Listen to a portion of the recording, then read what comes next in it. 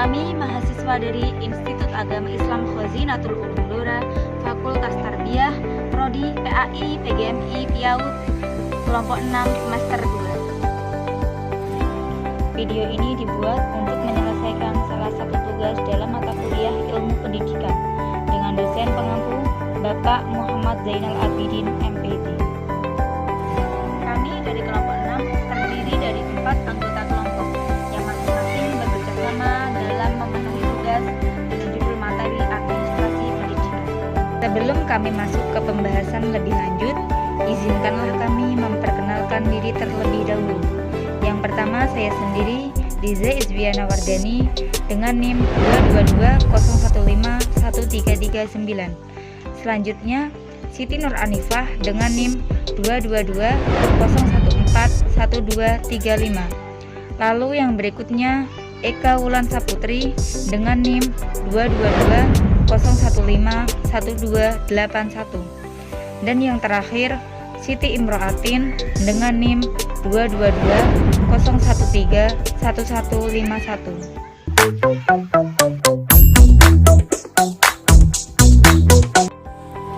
Administrasi kurikulum merupakan seluruh proses kegiatan yang direncanakan dan diusahakan secara sengaja dan bersungguh-sungguh serta pembinaan yang kontinu terhadap situasi belajar mengajar secara efektif dan efisien demi membantu tercapainya tujuan pendidikan yang telah ditetapkan.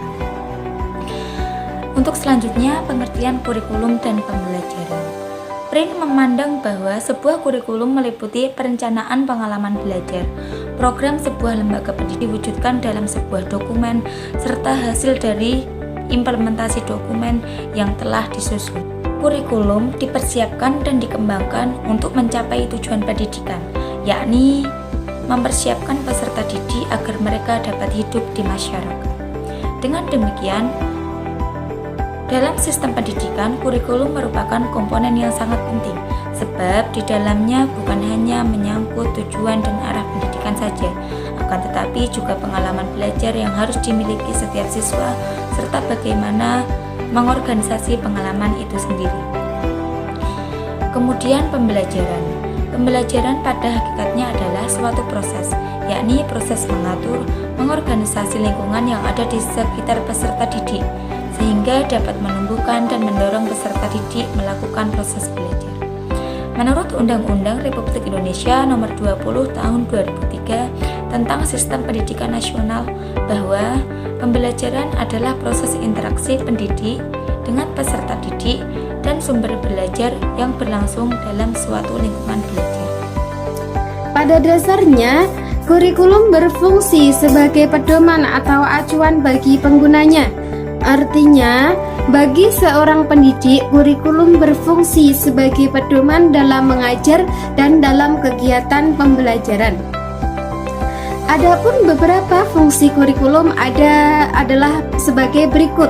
Yang pertama, fungsi kurikulum agar tujuan pendidikan tercapai. Kurikulum adalah upaya atau alat agar berbagai tujuan pendidikan yang diinginkan oleh sekolah dapat tercapai. Yang kedua, fungsi kurikulum untuk anak. Kurikulum merupakan organisasi belajar yang disusun dan dibuat bagi siswa untuk proses pendidikan mereka. Dan yang ketiga, fungsi kurikulum untuk guru.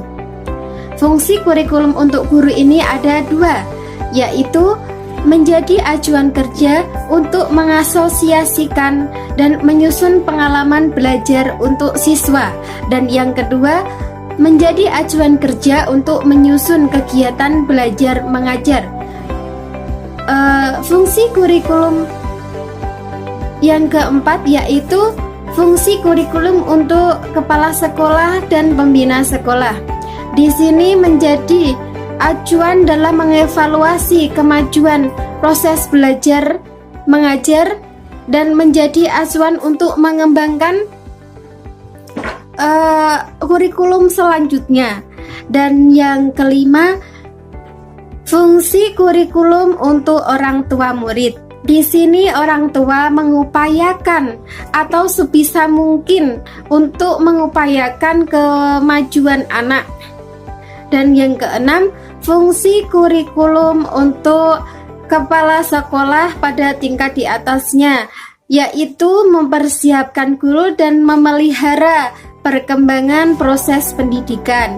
Dan yang ketujuh, fungsi kurikulum untuk masyarakat, organisasi, atau perusahaan yang menggunakan atau memakai lulusan sekolah.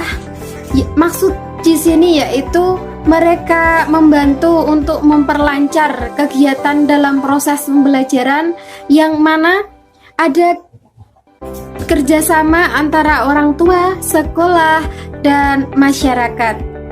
Selanjutnya, tujuan kurikulum. Taylor 1945 menyatakan bahwa tujuan kurikulum dengan memperhatikan beberapa hal, di antaranya yang kesatu, kebutuhan siswa yang meliputi kesehatan, teman dan kenalan. Yang kedua, tujuan lembaga dan organisasi. Yang ketiga, filosofi atau ideologi pendidikan. Dan yang keempat, psikologi siswa. Sedangkan Sanjaya 2008 menyatakan bahwa untuk penetapan tujuan kurikulum ada 3 kriteria, yaitu yang kesatu, kesesuaian tujuan mata pelajaran dengan tujuan lembaga. Yang kedua, kemudahan tujuan untuk dipahami. Dan yang ketiga, rumusan tujuan yang sesuai dengan tingkat perkembangan siswa. Langkah-langkah pengembangan kurikulum. Dalam hal ini, langkah-langkah pengembangan kurikulum harus dipahami dengan benar, sebab ia dapat menjadi semacam panduan praktis dalam pengembangan kurikulum. Dapat disimpulkan bahwa dalam pengembangan kurikulum harus dilalui dengan 4 langkah, yaitu 1. Menentukan tujuan pendidikan, 2. Menentukan proses belajar mengajar, 3. Menentukan organisasi atau struktur kurikulum, 4. Menentukan cara menilai hasil belajar atau evaluasi. Implementasi kurikulum 2013 dalam pembelajaran di era globalisasi yang penuh tantangan dan ketidakpastian, dibutuhkan pendidikan yang dirancang berdasarkan kebutuhan madrasah dan KTSP, dapat dijadikan sebagai acuan dan pedoman untuk mengembangkan berbagai ranah pendidikan.